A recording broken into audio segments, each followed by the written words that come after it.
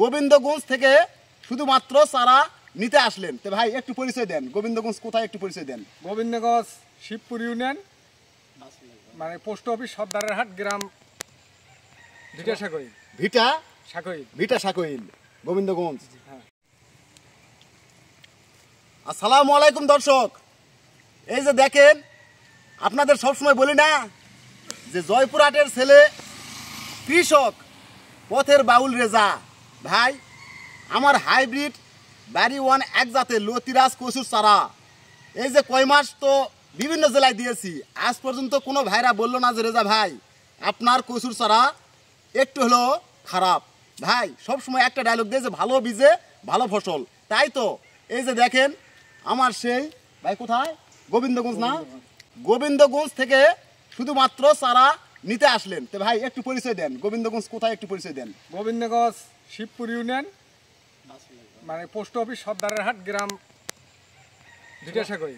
ভিটা সাকইল, ভিটা সাকইল, গোবিন্দগঞ্জ। হ্যাঁ। তো দেখেন তো ভাই চারা তো আমার তো নিলেন ভাই, নিলেন চারাগুলো কেমন দেখলেন ভাই? না ভাই সুন্দর চারা ভালো ভাই। ঠিক আছে, হ্যাঁ ঠিক আছে চারা হ্যাঁ হ্যাঁ ভাই হাইব্রিড বাড়ি ওয়ান এক জাতের, যেমন গাছের বৈশিষ্ট্য সবুজ, এই দেখেন গ্রিন রঙের, লতির কালারও এইরকমই ভাই।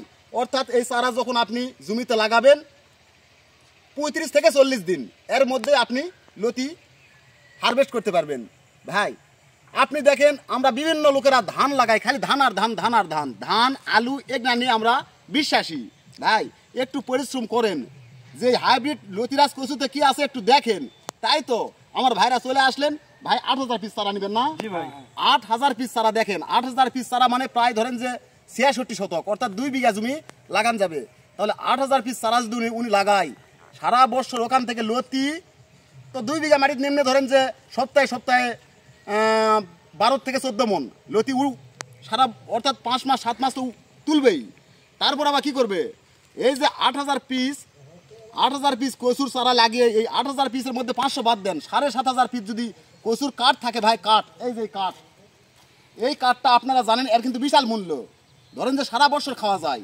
এই কাঠটা আপনি 20 টাকা করে ধরেন, একবার লরমান বাজার 20 টাকা করে যদি হয়, আপনি একটু গুণ দেন ভাই, 20 গুণুন 7500, তাহলে কত আসে ভাই? প্রায় 1.5 লক্ষ টাকা। আর আপনি খরচ কত করলেন ভাই?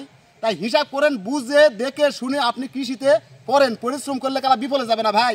টাকার গাছ, টাকার গাছ সব সময় বলি, এই জন্য ভাইরা এসেছে, আমি চারা দিলাম ভাই, ইনশাল্লাহ লাগান। যে কোনো পরামর্শ লাগবে আমাকে বলবেন, যে কোনো সমস্যা, প্রচুর পোকা কেমনে দমন করবেন, ছত্রাক কেমনে দমন করবেন, আমি তো চাষ করেছি ভাই, আমি যেমন সফল হয়েছি আপনারা সফল হবেন ভাই, দোয়া করি ইনশাল্লাহ। ভাই যান ভালো থাকেন, অবশ্যই আবার আসবেন। ঠিক আছে ভাই।